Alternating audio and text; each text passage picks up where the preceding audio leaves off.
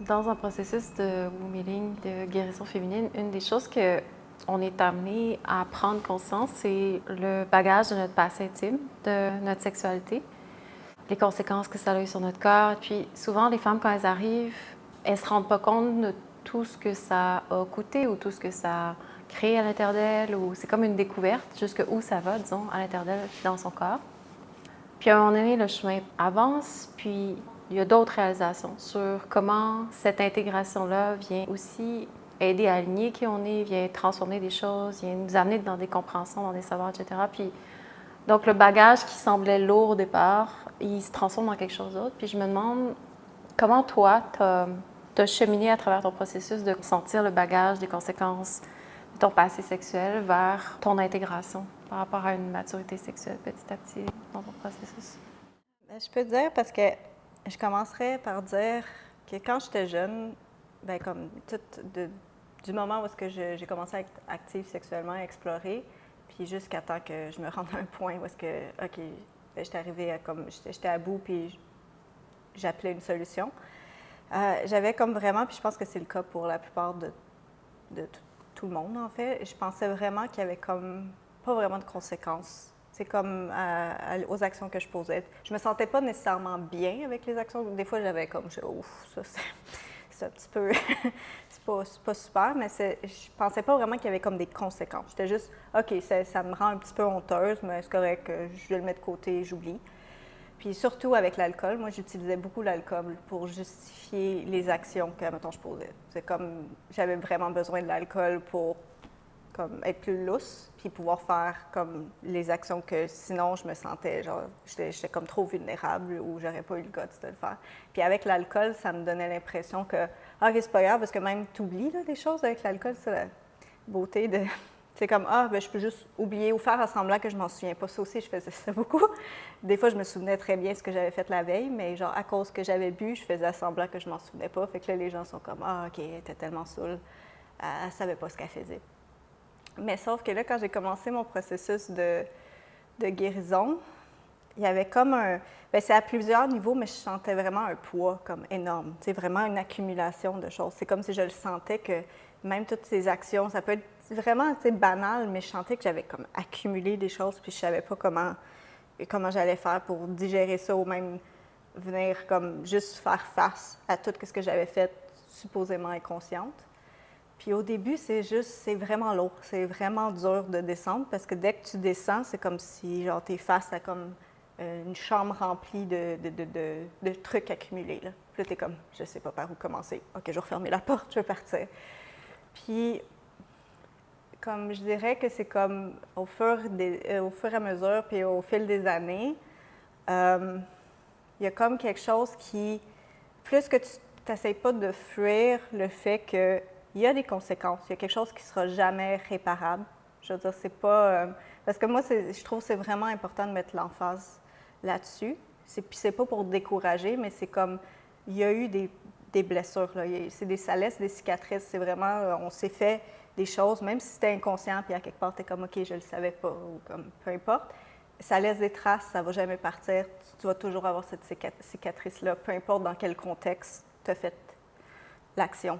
Mais sauf que plus que tu rentres et tu acceptes que c'est ça le processus, bien, ces cicatrices-là, qu'est-ce que ça devient? C'est que ça devient pour, une fois que c'est intégré puis que tu es comme, j'essaie pas de les cacher, j'essaie pas de faire semblant que ça n'avait pas été mon passé, bien, ça devient comme un peu comme un signe ou genre des badges qui fait en sorte que, mettons, c'est une autre femme qui a un parcours similaire, qui est sur la même trajectoire, elle va les voir, les cicatrices, puis elle fait « Ah, moi aussi, j'ai les mêmes cicatrices. » Mais on dirait qu'elle n'essaye pas de les cacher ou elle n'essaye pas de... Elle les glorifie pas non plus. Parce que il y a ça beaucoup. Parce que les femmes qui ont beaucoup de partenaires, qui vivent beaucoup de choses ou qui, à plein niveau, vont avoir tendance, parce qu'elles se sentent profondément tellement mal avec elles-mêmes, elles vont peut-être même pas se l'avouer, là, mais tu viens à un point, tu as vraiment honte là, de à quel point tu te dévergondes, là, carrément. Fait que ça fait comme que si elles sont encore dans leur phase de « ouais, moi je suis fière » ou « non, moi j'ai pas de problème, moi je vis ma sexualité, je suis libre », bien là tu vois comme une femme. C'est quasiment, j'imagine que ça doit être la même chose quand des soldats qui sont allés à la guerre voient un autre vétéran, puis ils voient des cicatrices, puis tu connais ce genre de cicatrices-là, puis tu es comme, je comprends ce que tu as vécu.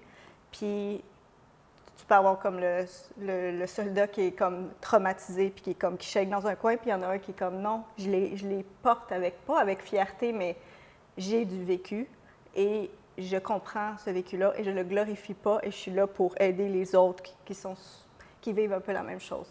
Fait que pour moi, ce bagage-là, puis ce passé-là, c'est pour ça que c'est si important de ne pas avoir peur de comme regarder, puis d'être accompagné là-dedans, parce que c'est pas quelque chose que tu peux vraiment faire face seul, parce que c'est vraiment difficile de faire face à quel point on s'est fait du mal. C'est vraiment difficile.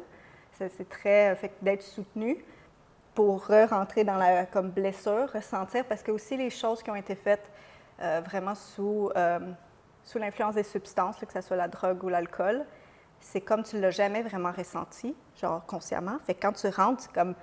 Puis là, tu n'es plus dans le moment, tu n'es plus dans le contexte. Là. Puis là, il faut comme que tu vives comme le trauma qui a juste été cristallisé puis mis d'un côté, puis là, tu le revis maintenant.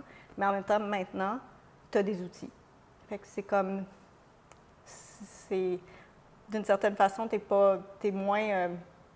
tu as plus un point, un centre sur lequel revenir quand tu fais face à l'intensité. Mais tu dois y faire face. Là. Tu ne peux pas juste faire, OK, c'était dans mon passé, genre, je ne savais pas ce que je faisais, maintenant je vais aller vers du nouveau. Non, il faut que tu fasses face à ça.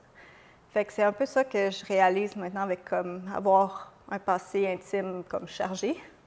C'est pour moi, dans le contexte actuel du monde moderne, c'est une opportunité d'aider d'autres femmes avec ça. C'est vraiment ça.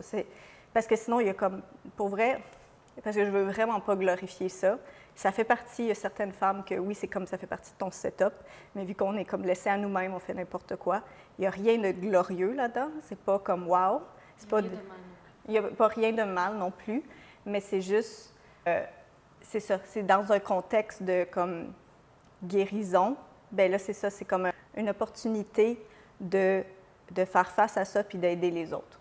Fait que pour moi, c'est vraiment ça. Mais c'est juste comme, il n'y a rien de mal, c'est pas glorieux non plus, mais il faut juste dire les choses pour qu'est-ce qu'elles sont. Moi, c'est ça que je veux mettre l'emphase, parce que je veux pas comme faire peur à personne ou dire que c'est... Mais c'est juste parce qu'on vit tellement dans un monde qui glorifie ça, puis moi, j'ai été la première à être influencée par ça, puis à être petite, puis me dire « Ah, j'admire ces femmes-là », puis là, encore plus, parce que là, maintenant, avec Instagram, puis là, tu as les femmes là, qui couchent avec comme des milliers de gars par jour, là, c'est le nouveau trend. Puis là, c'est rendu glorifié, là. Là, on est rendu... Avant, c'était comme caché, c'est le monde qui regardait la pornographie. Là, maintenant, c'est carrément sur Instagram, là. Fait que c'est pour ça que moi, il y a comme quelque chose en moi qui pousse de dire non, c'est pas un exploit, là. Je ne veux pas non plus juger, c'est pas ça, mais est-ce qu'on peut regarder les choses pour qu'est-ce qu'elles sont, puis arrêter de... Parce que je sais que ça intimide des femmes. Il y a des femmes qui disaient hey, « moi, je ne serais pas prête à faire ça, qu'est-ce que ça veut dire pour moi, ou je me sens mal, ou j'ai pas cette sexualité-là, ou genre ça doit être parce que je suis pas bonne, ou... » Non, c'est pas ça, c'est pas ça. Fait que ouais, c'est ça que je dirais là-dessus, puis... Mais qu'il y a une grande, je veux dire, on apprend beaucoup de faire face à ça, puis avoir le guts d'aller dans la guérison et la transformation de ces énergies-là.